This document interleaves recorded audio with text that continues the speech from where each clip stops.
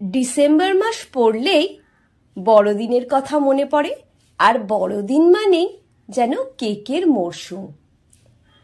এই কেক যদি দোকান থেকে কিনে খেতে যান তাহলে কত দাম নেয়, অথচ দেখুন সঠিক পরিমাণ মতো কয়েকটি উপকরণ ও সামান্য কিছু নিয়ম মেনে চললেই আপনারাও কিন্তু বানিয়ে ফেলতে পারবেন দোকানের মতো কিংবা কোনো কোনো ক্ষেত্রে দোকানের চেয়েও ভালো কেক।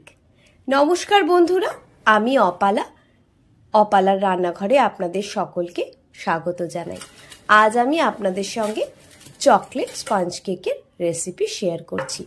প্রথমেই একটা কেক টিনকে আমি গ্রিস করে নিচ্ছি, আর নিচে একটা বাটার পেপার এইভাবে লাগিয়ে তার উপরে সামান্য তেল দিয়ে দিলাম, আর সাইডটাতেও আমি বাটার পেপার কেটে এইভাবে লাগিয়ে দিলাম। এদিকে একটা হাঁড়ির মধ্যে একটা লোহার জালি নিয়ে তাকে ঢাকা দিয়ে একেবারে লো ফ্লেমে 10 মিনিটের জন্য প্রিহিট করে নিচ্ছি। একটা ডার্ক চকলেট কম্পাউন্ড নিয়ে নিয়েছি, সেটাকে এইভাবে কেটে নিলাম। এবার একটা বোলের মধ্যে মেজারিং কাপের হাফ কাপ দুধ দিয়ে দিলাম হাফ কাপ প্লাস 2 টেবিল চামচ চিনি। এখানে কিন্তু চিনিটাকে আমি পাউডার করে নিয়ে নিই, এমনি ঘরে যে চিনি ব্যবহার করে তেমন চিনি দিয়েছি। 1 চা চামচ ভ্যানিলা এসেন্স দিয়ে দিচ্ছি, আর 3 টেবিল চামচ রিফাইন্ড অয়েল। যে তেল আমরা লুচি টুচি ভাজার জন্য ব্যবহার করি সেই তেলই ব্যবহার করেছি। এবার এই সমস্ত উপকরণগুলোকে আমি একটা হ্যান্ড হুইস্কের সাহায্যে ভালোভাবে মিশিয়ে নিচ্ছি। এমনভাবে মেশাতে হবে যেন দুধ, তেল, চিনি এগুলো আলাদা আলাদা করে বোঝা না যায়। সবগুলো উপকরণ আমার মিশিয়ে নেওয়া হয়ে গিয়েছে। এবার আমি এখানে মেজারিং কাপের একটা নিয়ে নিয়েছি, তার মধ্যে আমি একটু ওজন করে দেখে নিচ্ছি। 100 গ্রাম মতন ময়দা আমি নিয়ে নিয়েছি। একটা বড় সাইজের ছাঁকনি নিয়ে নিয়েছি। মেজারিং কাপের 3/4 কাপ অর্থাৎ 100 গ্রাম ময়দা নিয়ে নিচ্ছি 3 টেবিল চামচ কোকো পাউডার, নর্মাল যে কোকো পাউডারগুলো হয় সেগুলো নিয়েছি।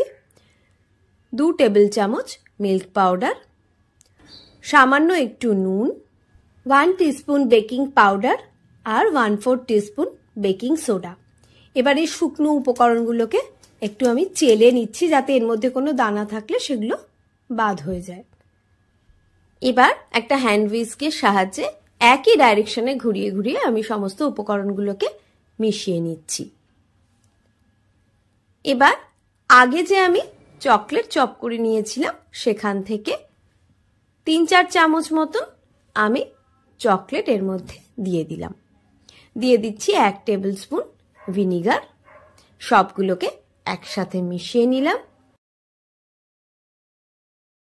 এবার যে কেক টিনটা আমি রেডি করে রেখেছিলাম তার মধ্যেই ব্যাটারটাকে আমি ঢেলে দিচ্ছি। এবার কেক টিনটাকে 3-4 বার ট্যাপ করে নিচ্ছি যাতে ওর মধ্যে কোনো এয়ার বাবল থাকলে সেটা বেরিয়ে যায়। এবার প্রিহিট করে রাখা হাঁড়ির মধ্যে আমি খুব সাবধানে কেক টিনটাকে বসিয়ে দিচ্ছি। ঢাকা দিয়ে গ্যাসের ফ্লেমকে লোতে রেখে আমি 40 মিনিটের জন্য বেক করে নেব। 40 মিনিট পরে দেখুন আমি একটা কাঠি দিয়ে চেক করে আপনাদের দেখাচ্ছি। দেখুন কাঠিটা একদম পরিষ্কার, অর্থাৎ আমাদের কেকটা ভালোভাবে বেক হয়ে গিয়েছে। এবার এটাকে বার করে আমি ঠান্ডা করে নিয়েছি। এবার কেকটাকে আমি আনমোল্ড করে নেব।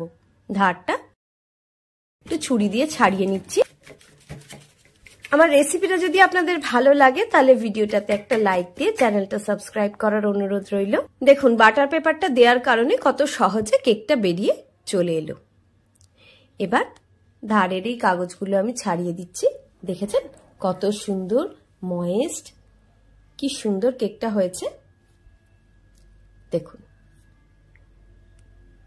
এই যে মাঝখানে যে একটু কালো কালো অংশ দেখছেন, এগুলো যে চকলেট দিয়েছিলাম সেইগুলোর জন্য এটা রয়েছে।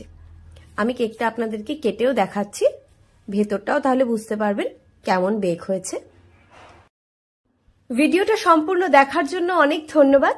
সবাই ভালো থাকবেন, সুস্থ থাকবেন। আজ এই পর্যন্তই। পরের দিন আবার একটা নতুন রেসিপি নিয়ে আমি চলে আসব। ততক্ষণের জন্য টাটা।